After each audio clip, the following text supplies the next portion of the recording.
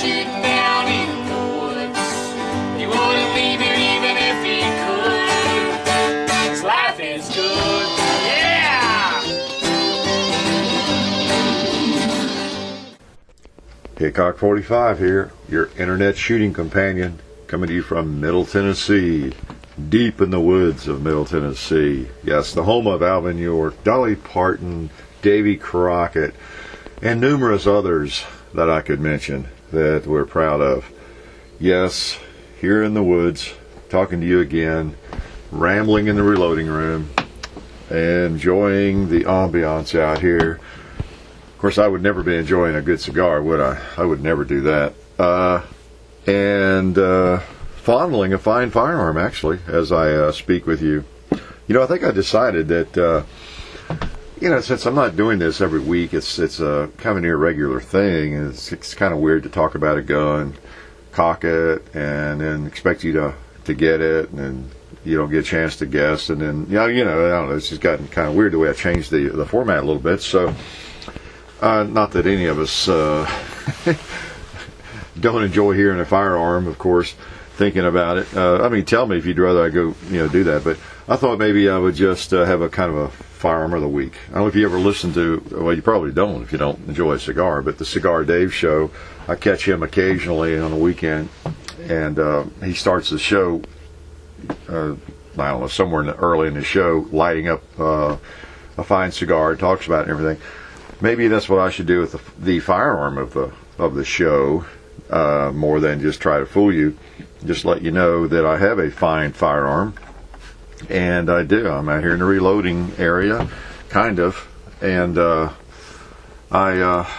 have a firearm. Guess what I have? That 44 Magnum revolver I was shooting last week really put me back in a revolver mood. So I also dug out my 686 Plus, I guess you call it, the one that holds 7 rounds. And you have seen it, I hope, in a video. Want to hear it? Yes, that is it. And so it is the firearm that I shall be fondling as I speak to you. So it's a 3-inch, stainless. It's a beaut. Oh, man. Check out the video again if you're a revolver fan, and you've maybe not seen it yet or something.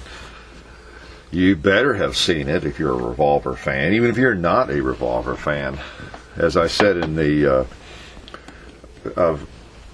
Smith & Wesson 3-inch 44 video I did recently, the Trail Boss video, trying to get my brain straight here, that you really need a revolver. If you're a gunny, if you really like firearms, even if you don't have many firearms, or you're just thinking about getting your first one, your second one, and you just love firearms, you hang out on YouTube and watch YouTube videos on firearms. You really like firearms. Put a revolver on your list somewhere, because if you like guns, they're just precious. They are just fun, and there's something about holding one and operating it and shooting it that it's special. It's not just a historical thing, like I talk about when I hold a Colt single action army, or an old lever gun. There is a piece of history there, and the feeling of history that creeps in addition to everything else. The gun feeling great. But like this gun, it's an older design. The basic part of the design, but it's not an old gun. But it just feels great. Feels like a glove. Feels like a firearm should. I don't know what I can say. The balance, the weight, the heft of it. Again, the steel and wood.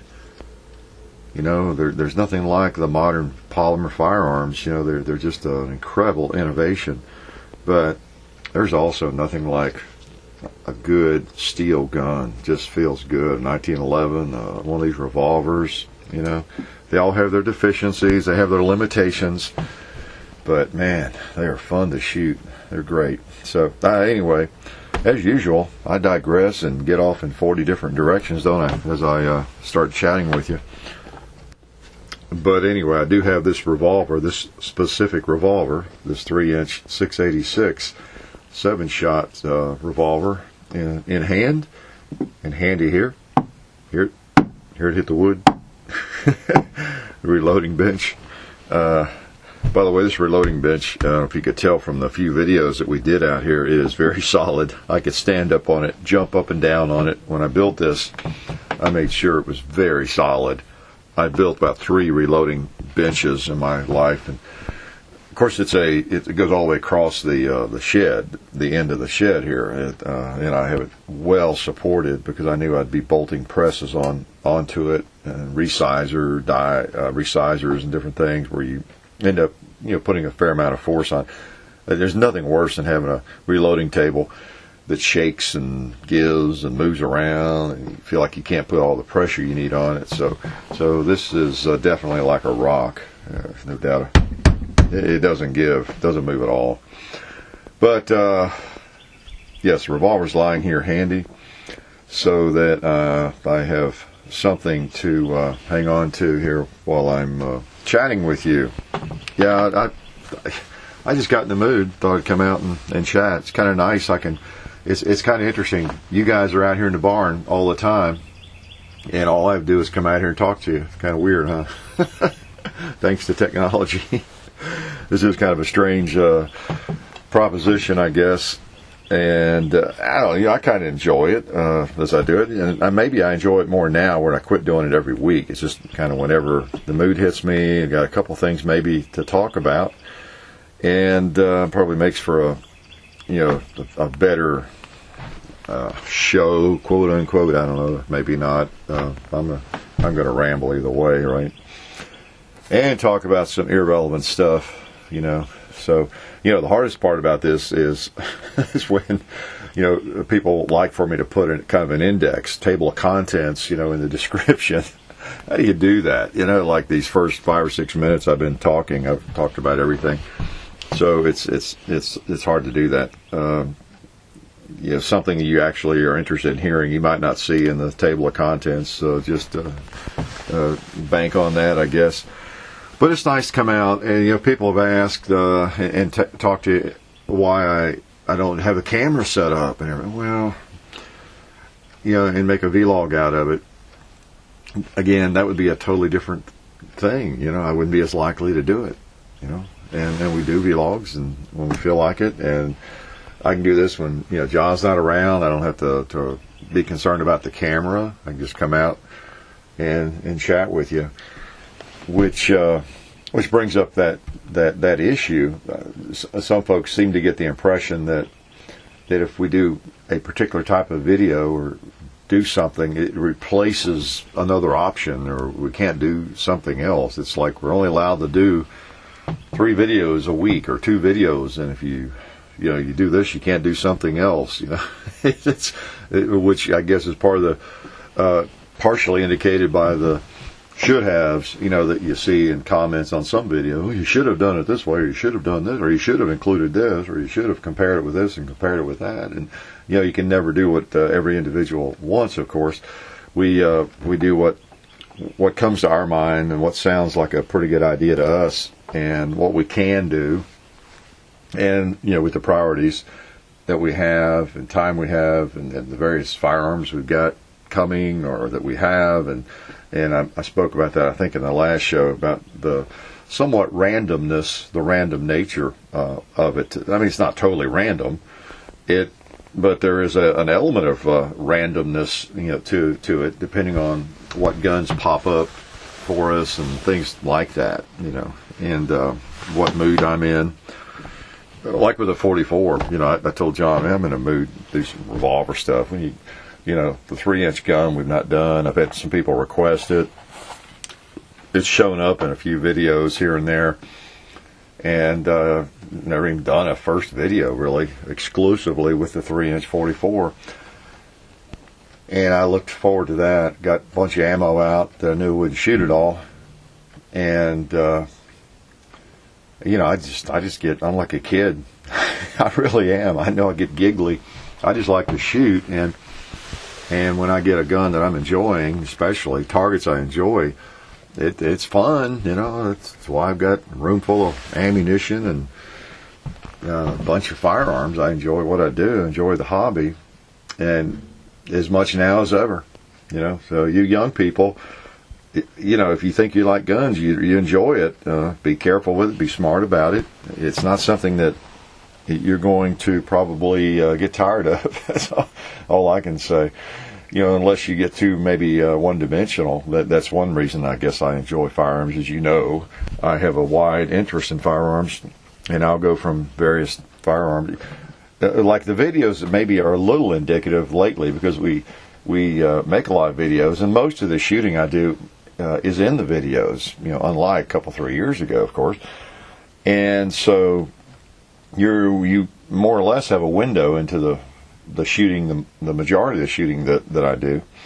And so you could almost anticipate, if I've been doing a lot of videos with some of the new pistols or carry guns, that you could probably guess, some of you that know me pretty well, that I'm probably getting an itch for a revolver, get some revolvers out, or the lever guns. Like I have an itch to get the lever guns back out, you know, that kind of thing, even the muzzle loaders. So anyway, no one video though replaces anything else that we do, and I was going to talk a little bit about that. Depending on our posting order and schedule, you might have already seen a video. I think we're going to post it probably next, and this radio broadcast maybe about the same time. I don't know.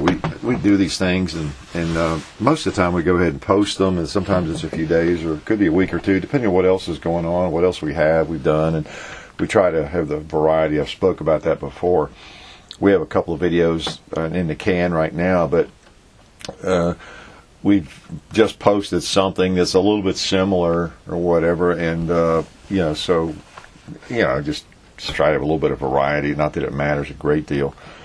And but anyway, I'll talk about this a little bit, because we've either posted it or we're about to post it probably.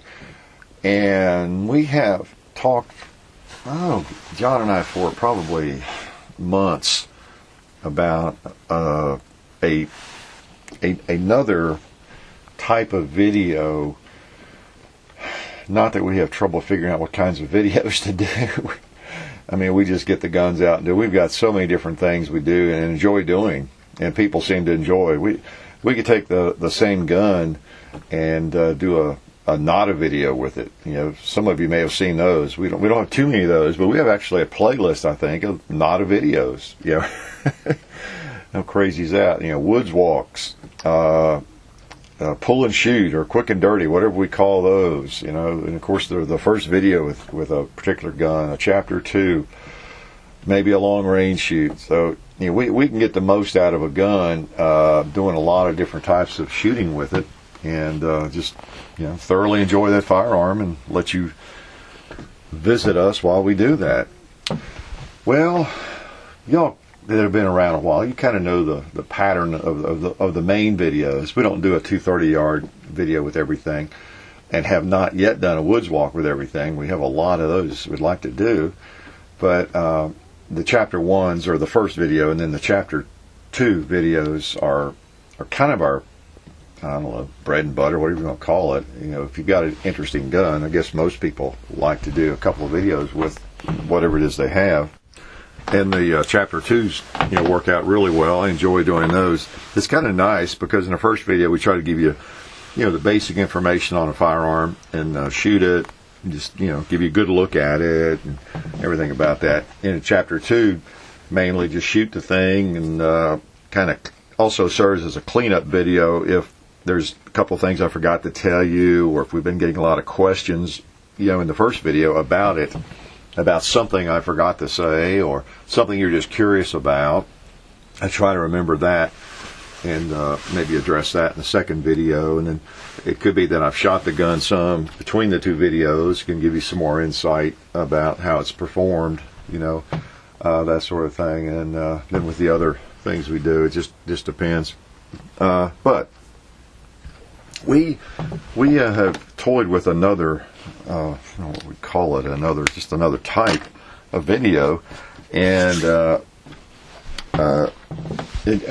John is very, I'm not adamant, but it's a lot of his idea and his baby to some extent, wanting to do it. Thought there was a place for another video that is, kind of I guess giving you an idea of some of the names we came up with for it or thought about probably tells you what it is as much as anything. There are lots of guns we've not had out for a long time, or I don't know, guns we just haven't had for a while. Some for a long time. Some we haven't done even, I guess, a HD video on, perhaps. I don't know. And we haven't shot for a long time. And we get requests to get them out again. Maybe we've done, a regular video and a chapter 2 with it, and maybe even a woods walk. I don't know.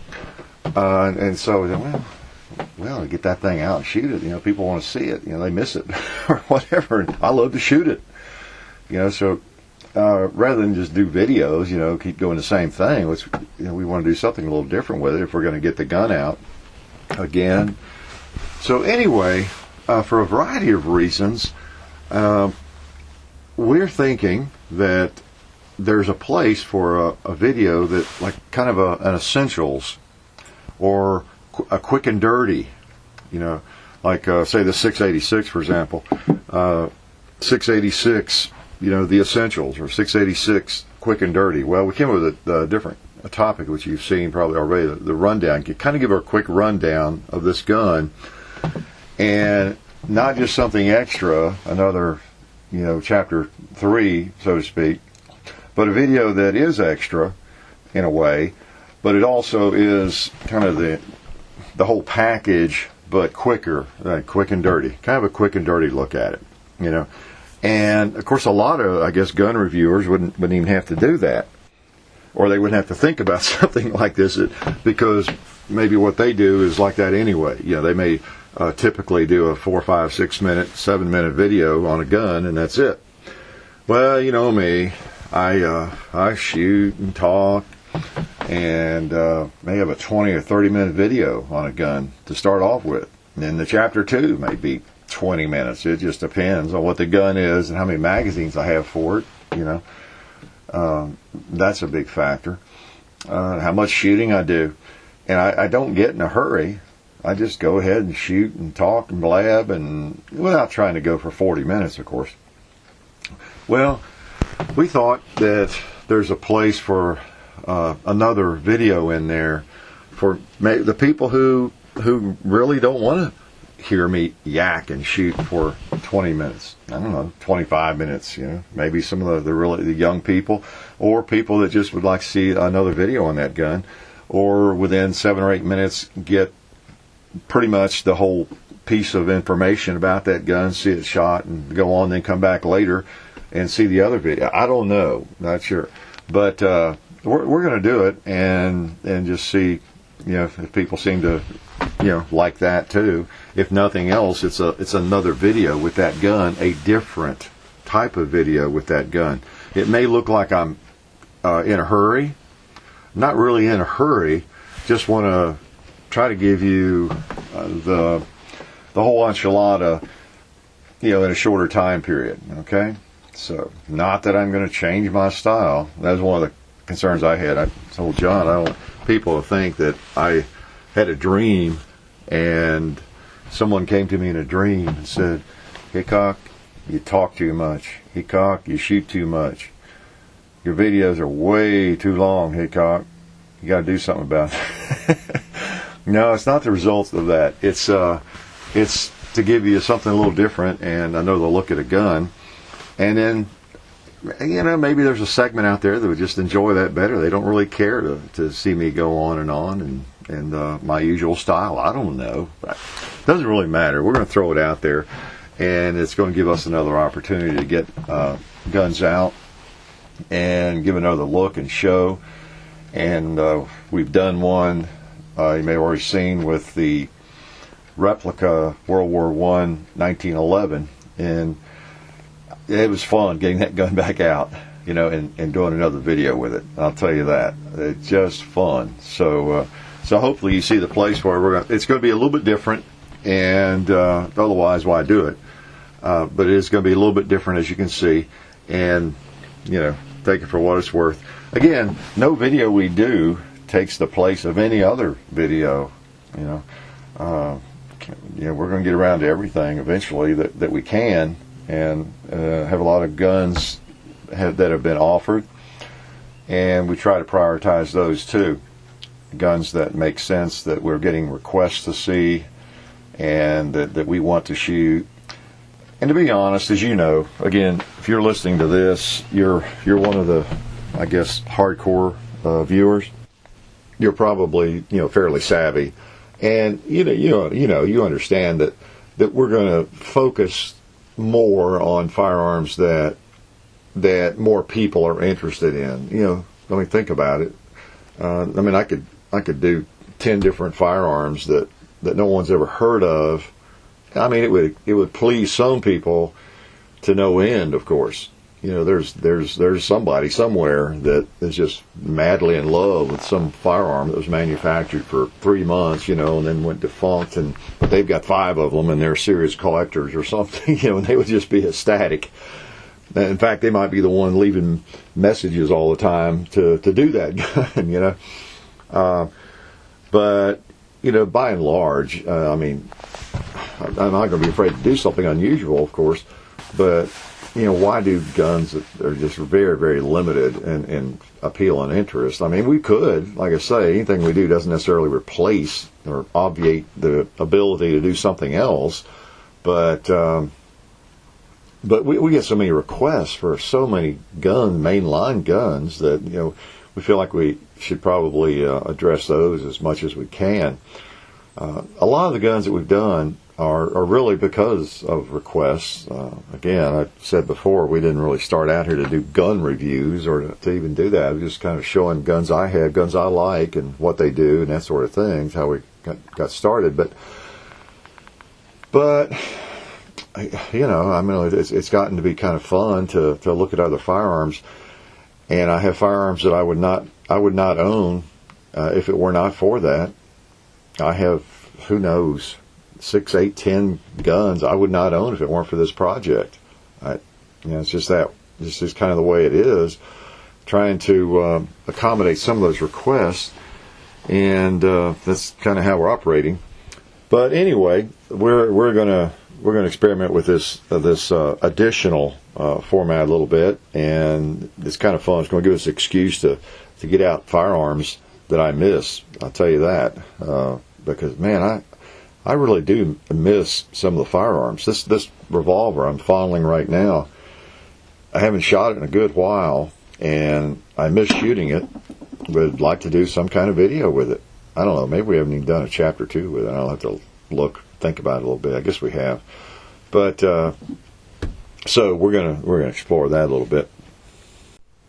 And speaking of guns being offered, I do get an email pretty often about offering to send a gun to me.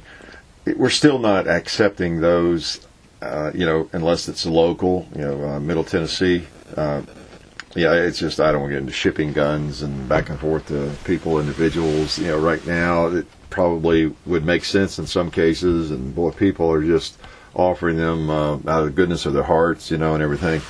But we're still just entertaining those offers, locally. And as I tell anybody that sends me a message like that I'll, if I change that, I'll let folks know about that. But now I get a lot of, I get comments. I see comments occasionally about firearms in general. We need to do an FAQ on this, I guess. People ask, you own all those guns? You own all those guns? They ask me that all the time. And I think in every video where the gun is borrowed or it's a T&E gun that I mention that. I don't think there's even one video where I don't do that. So if you watch the videos, it's that simple. And I try to do that, religiously, really, unless I just would forget on one. I want people to know. where the gun comes from. Again, it's not a gift or anything. If it comes from a manufacturer, it's on loan, and most of them I have to pay the shipping back, so it's not a big deal. It's almost easier to buy one used, and in fact, I'd rather do that really. If one popped up used, buy it and then just sell it, after I'm finished with it for maybe the same price, and then I don't have any shipping to pay or anything like that. So anyway, just thought I'd mention that. Speaking of recent videos, the video on the carbine versus the pistol, that's one of those videos, again, that doesn't replace anything or eliminate the possibility of doing something else like that somewhere. And I think I made a comment on there about all the should-haves and this sort of thing. Again, there's always somebody that is looking at it a little bit differently. I try to remember that he's going to do a comparison with a chronograph. Oh, interesting. We'll get scientific. Okay. Well, why is he comparing a 3-inch barrel pistol? He should be comparing a Glock 19, a 4-inch barrel or something with the carbine, and all this kind of. Hey, this is all it's all just an afterthought. Hey, I talk about this in videos occasionally, how it seems that the carbine, seems to hit harder. Well, let's just go ahead and do a little video on it. And got the shield here, about gonna have to give it up, which I have. I don't have it now. And let's just use it. And it's got a 3-inch barrel. It's got a relatively short barrel, but for a carry gun, that's not that short. Not much different from what a Glock 27, 26, a lot of the popular carry guns.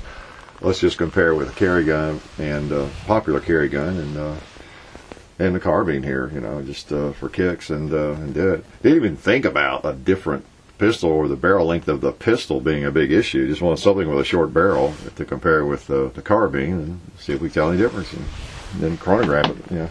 So kind of an afterthought. So I am not that scientific. That. Those of you who have been around a while, that chronograph probably surprised you that I even own one, right?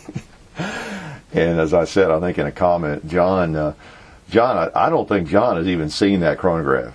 He may have seen it back in the junk in the reloading room, or when he probably has memories of seeing that maybe when he was like 5 or 6 or something. Maybe having it out once. I don't know that I've ever had it out since he's kind of become of age and us out shooting together.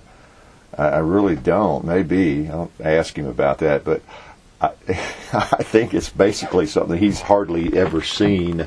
So that gives you a good idea how scientific I am and how much I care about that. Really, I made a comment there that the fact. And again, don't mean to make fun of anybody, because everybody comes at the shooting sports from a different place, that's for sure. A lot of people, some of our most loyal shooters and NRA supporters or Second Amendment supporters, gun rights organization supporters, I should say, because there are lots of good gun organizations, supporters in every way. That is their primary interest. They can talk ballistics tables and bullet coefficients and bench rest shooting and just everything else, beyond way over my head. So I don't mean to make fun of people like that. They're just at a different place, and they really have a different hobby than I do. They really do, almost, But that's just not me. I just like to shoot and enjoy it. And so anyway, the various comparisons and all the various things. Don't look for me to bring out the chronograph every week.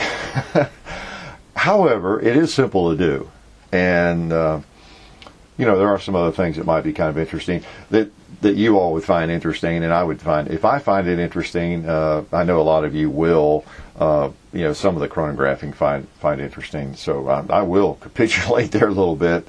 It's something I probably should have brought out sooner for some things, but I am not interested in chronographing like, every round and that kind of thing. Someone even had a comment about I need to do that and get some ballistics gel and do it. Not me. It was funny too. Yeah, come think of it. I saw that comment today. and somebody said something about that very thing, that I need to do that and test some bullets and ballistic gel and whatever. And I thought, oh yeah, right. See 10 Outdoors 9 about that, or call 10 Outdoors 9.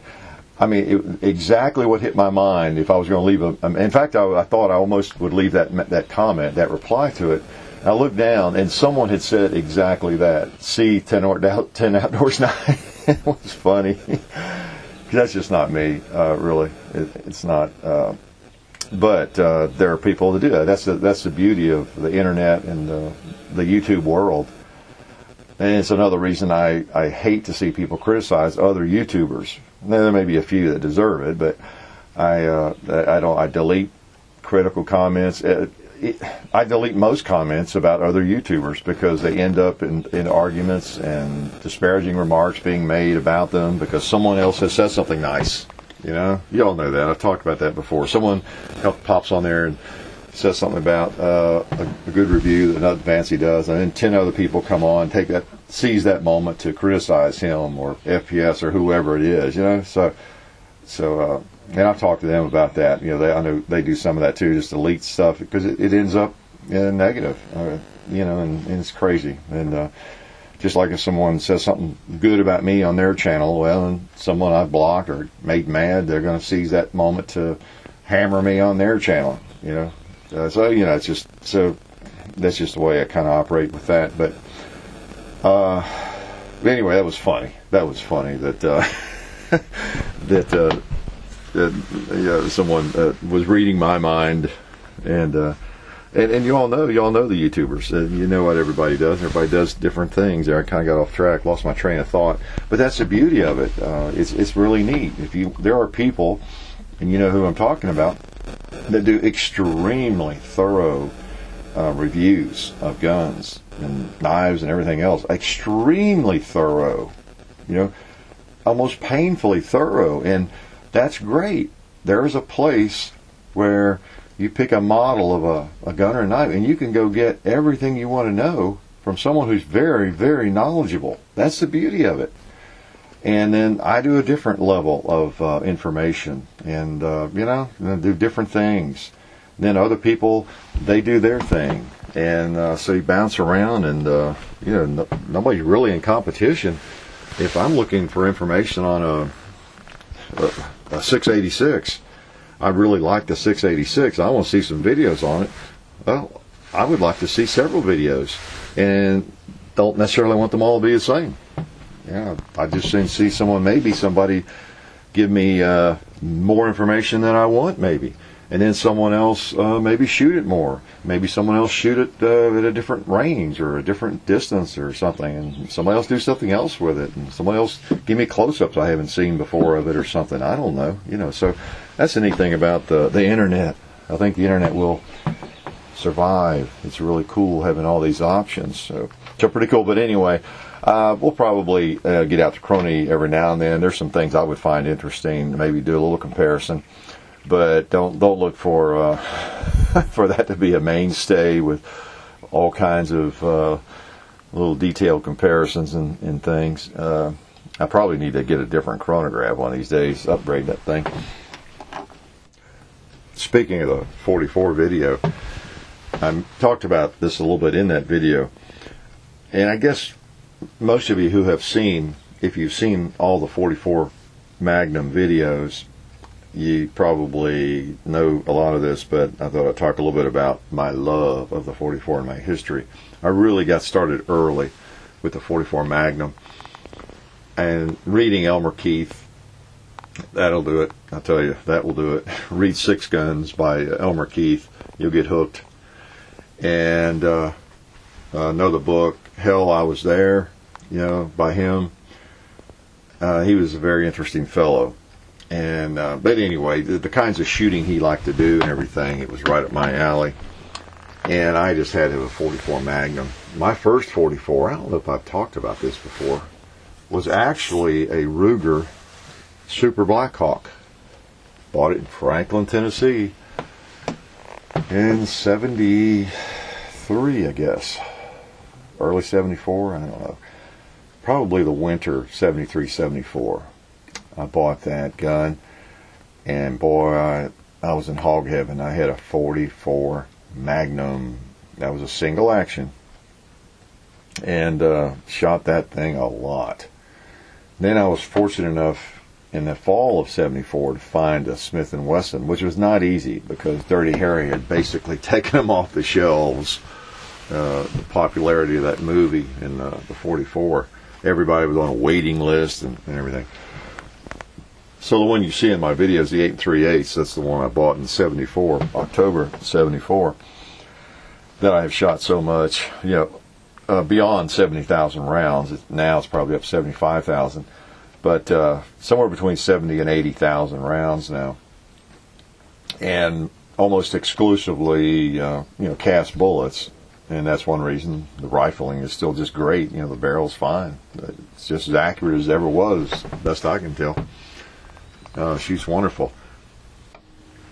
But then when I got that Smith & Wesson 44, the Model 29, I shot that thing. Boy, I shot the heck out of it. And I would take it out to, I probably told this before too, a landfill, kind of a dump, we called them back then, early 70s. And people throwing away old refrigerators and old cars and everything else, and I would just shoot lob rounds out there at a couple hundred yards and hit those appliances, and that's what got me hooked on doing that kind of shooting. So I've been doing that kind of thing for a long time. I would walk around there and test rounds on bumpers, shoot through bumpers, the old bumpers, that were actual steel, thick steel.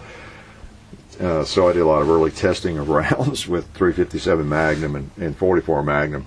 I shot, during that period of time in the 70s, I shot mostly 357 Magnum and 44 Magnum. And I had several 44 Magnums. I had some 29s there that were 4-inch barrel, and then that 8 3/8. And then I had a 6-incher later on there, I guess in the later 70s.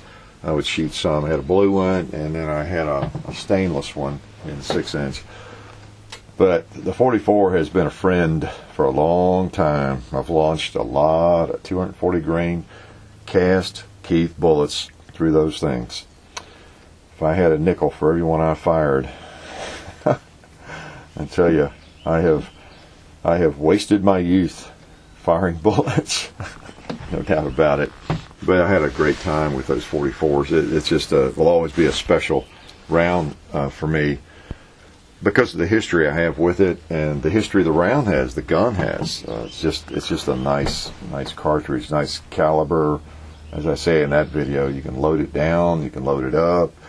There's all kinds of factory ammunition available. It's gotten pretty expensive. Wow, to buy a box of factory ammo, that's for sure. It is if you like 44, if you like 45 Colt, 44 Special, those are rounds you really need to hand load. I mean, you really do. I mean, you can load those great loads. You can load those for, what you pay for a box of 9mm factory ammo or something. It's like anything else if you load for it. And those loads that are not, those cartridges that are not as common, like 44 Special, 45 Colt. I mean, people aren't buying those in bulk or carrying armloads of boxes out of Walmart or anywhere else to fire those. So there's no volume there, so the price is just higher on those. It's the same thing. I mean, look at it. Take a 44 Special cartridge and take a 45 ACP cartridge. There's no reason one of them would be more money than the other, to just buy. Just that simple. Or 45 Colt, 44 Magnum for that matter. But and so if you load them yourself, you buy the cast bullets. It's just like anything else you shoot. So I've shot so many tens of thousands of rounds of all of that, but through hand loads. So it was really no different than basically however many 9mm rounds you fired if you're, say, buying factory ammo. So that's kind of the way that has been. Been able to shoot a lot, and I shot a lot. I used to, I may not appear to be a nerd, maybe I do actually, but I used to run spreadsheets on the cost of reloading, and back when I had my Mac running, my Macintosh Vintage 84, which I still have. It doesn't work, but I ran spreadsheets, and it's simple, obviously, to figure the cost. But I would do that. I had a printout, which I don't know, I probably have one around here somewhere, where it was costing me, I remember when I did that in the early 90s, I think it cost me about a nickel, I think, to shoot the large caliber stuff, nickel a shot. The way I would buy bullets in bulk and everything and load them, it was around a nickel per shot, I remember. I think for 38s, it was like 2.5 or 3 cents, something like that, you know. And of course that's gone up now. It's I haven't run that for a long time now. It's I don't know. Some of y'all that run those numbers now know better than I do. I've gotten where I haven't been able to reload much lately. Got some built up in various calibers, thankfully, but I think it's probably I don't know what, 15 cents or something. 20 cents. Just depends on what you're loading. If you're loading jacketed ammo, it's more.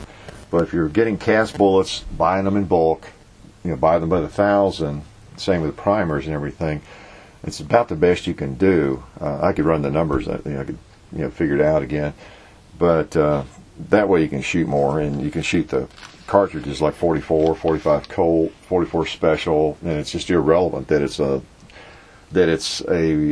of the less common cartridges, let's put it that way.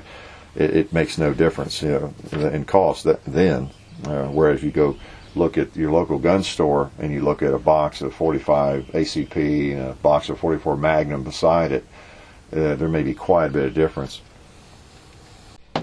Well, one thing it just occurred to me, I want to talk about a little bit is, I hope this doesn't come out wrong, there are too many people acting like I'm a celebrity or something.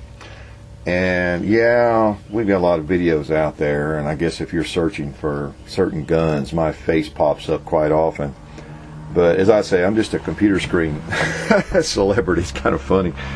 However, there are a lot of people that message me, and I guess they watch the videos a lot, and they really want to badly to come here or to meet me and or to hook up somewhere, for coffee or something. It's a little frustrating because they're shooters and they're people like you and me, and yeah, I mean, I know a lot of you do get something out of the videos. You do appreciate them. You tell me that all the time, and you folks listening to this probably especially, or you wouldn't be listening to this rambling. I wish. The reason I wanted to talk about this, I wish there were a way that I could meet more of you. I do run into you, of course, at gun shows, gun shops, and other places occasionally, and that's neat. I can't even. I get requests to send pictures, sign pictures, and all that kind of stuff. It's so funny, really. I mean, and I don't mean to make light of it. It's just I'm just a goofball in the reloading room like you all, and shooting just happens that I have a lot of it on video, but I don't know what to say about it. It's all, it's kind of new.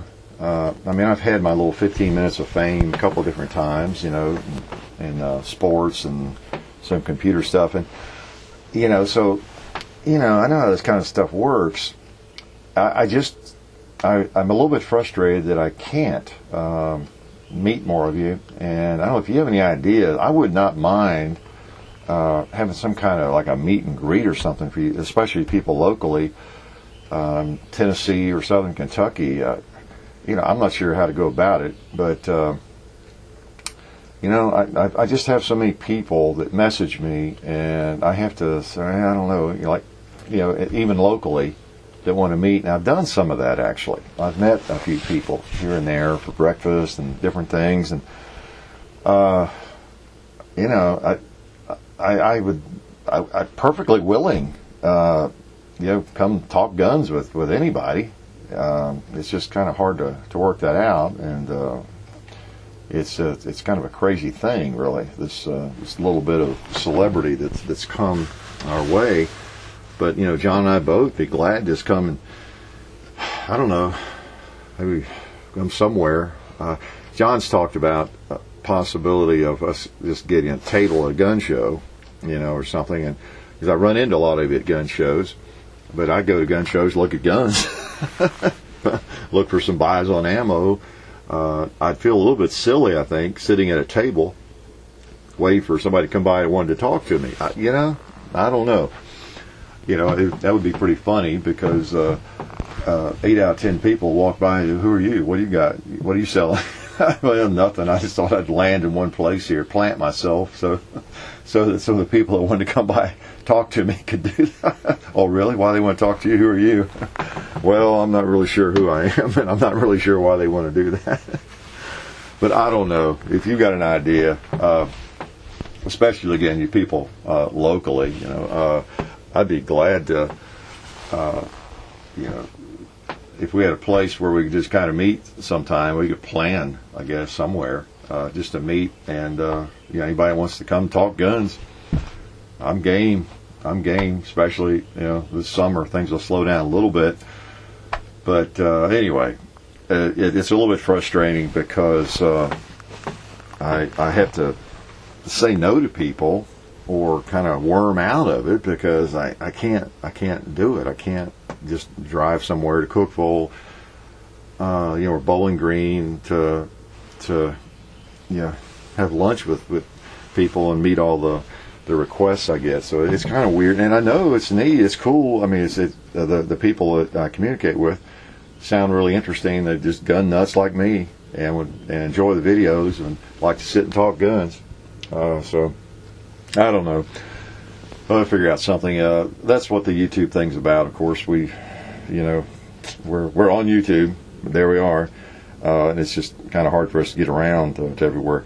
I try to let you know where we're going to be, where we might be. Like we might be up at Friendship at the National Muzzleloading Shoot here in June, that kind of thing, and then just kind of alert you. So if you do see me, be sure to come up and speak, and that sort of thing. But beyond that, I'm not sure what to do. So anyway, just let you know, I don't mean to put you off or act like I'm somebody, because I won't meet you for lunch or something. It's just I can't do that with every request. It's like the request to come here and that kind of thing. So anyway, it's kind of a weird thing that has resulted from the popularity of the channel, and it's all good. It's all good, and I have been able to meet a lot of you. And that's pretty cool. Really is, at the NRA conventions and gun shows and things. So I mean, there are people I keep running into at gun shows over and over. It's kind of funny, and even at gun shops, some of the same folks. But I'm just one of you. I'm just a gun nut, and just happen to have my face out there on the internet a little too much, probably, right? Yeah, and that's another point. I hope people don't get sick of seeing me. I have done some searches around for guns, and my face keeps popping up, and when I get to the forums, I'll see threads and stuff, people talking about YouTubers and me and different people and everything. Sometimes I think we're a little bit oversaturating the airwaves or the internet. So anyway, please don't get sick of seeing me, because we're going to keep making videos. I enjoy it too much. I enjoy shooting too much. So if anything, my face is going to be out there even more, with different firearms. Sorry about that. Just change the channel, whatever it requires. So that's just something was on my mind a little bit. One thing I wanted to do is give a non-shout out to some people, if there is such a thing. We have been loaned several firearms for videos, and we still have a lot of offers for that. I keep those in a file because I get so many messages. I can't. You know how it is with the YouTube private message stuff. I lose it if I don't answer it or save it in a file that day. So I have a pretty extensive file of different, I call them key messages from people, and various things, offers here of various, firearms to borrow, and then offers from whatever, holster makers, all those kinds of things that I don't think I want right now, but I'll save it, But I have a lot of those offers on various firearms, and hope to get to some of those this summer. And we really appreciate that. Those people, just like the owner of the Shield that we just did some videos with, and other guns, they you are really helping the project. You're helping your fellow shooters, because those are just more guns that we, for whatever all the reasons are, we have a pretty big channel now and a lot of viewers, and so you are bringing something to this project that maybe I wouldn't have, or I wouldn't have as soon, as I've mentioned this before. So you really are doing something, and I don't think anybody wants any publicity for it yet that has lent us these guns. Now if it's a gun shop, there's a little bit to gain there. If you're in the business of some sort, any kind of publicity doesn't hurt, whether it's big or small, right? So we're perfectly happy to give whatever plugs we can to gun shop owners, that lend us guns and things. But the individuals that have lent us guns, just willing to help out, and that's been great, because they don't even get a shout out. They don't necessarily want people to know who they are, and they don't want anybody to know they're affiliated with me. But they don't want anybody to think they're friends of mine, right? That they would hang out with me. But anyway, seriously, we really appreciate that, and you're doing a great service for the channel and for YouTubers, for not YouTubers, but for viewers many are YouTubers, but you're helping the cause. What I'm trying to say, because there are certain guns that thousands upon thousands, tens of thousands, hundreds of thousands of people have gotten to see on our channel and learn some more about, that they would not have seen, or would not have seen maybe at the time they did, or as soon as they did. So that's all good stuff, and we sure do appreciate it. And I know that you viewers appreciate it. You've expressed that in comments, and you've thanked the lenders of these guns, not even knowing who they are. So that's all neat stuff, and we really appreciate it. And for a long time I wouldn't do that, and I got a message from a fellow that lived pretty close by, and then we exchanged back and forth. Say, well, we really don't do that, and back and forth. And I could tell, he was, it was not a problem. He trusted me with the firearm, and of course, there's no reason not to. If I break somebody's gun, I'll buy them a new one. I'm not going to, abuse it. And if I do, if there's a gigantic scratch or something, I'll pay them for it. So there's not really risk involved. It was, I don't know, just for some reason early on I didn't want to do that. But I'm glad we started doing that some, and it's a real benefit to everybody. It's like a win-win situation there for sure. So we certainly appreciate all those folks. And I guess it wouldn't be a radio show if I didn't thank you again for helping me manage the channel. I'd like to remind you of that, because I really do want you to jump in there and answer questions, and take care of the craziness as much as you can. It's amazing comments that people actually make in public, isn't it? Of course, they're not really making them in public. They're anonymous, and when you think about it, when you get hundreds of thousands of anonymous people out there watching, millions watching YouTube videos that are totally anonymous, or at least they think they are. They're not necessarily anonymous, but by and large they are for a while, and they can, as long as they behave to a certain extent, of course, they can remain anonymous, and they can say some, crazy things and post it. So it's really, I guess, a tribute to the channel that there's not more obscenities and crazy stuff. When people can say things, hiding behind the whatever username they have. And of course, I do that too to an extent, but we all do. We it's not like we all have a bunch of deep, dark secrets and we have to have some secret name, right? It's just, it's like, why not? When you sign up for a forum or something, I've never really used my real name on any of the forums going back 20 years. It's like, I don't know, it gives you a little bit of a shield. You say something stupid, you misspell 3 words, you don't let people know exactly who you are. If you're on a sports forum, I guess, or whatever, people tend to not necessarily use their real name. And but then some people, they really have a motive and an agenda for that, as we all know.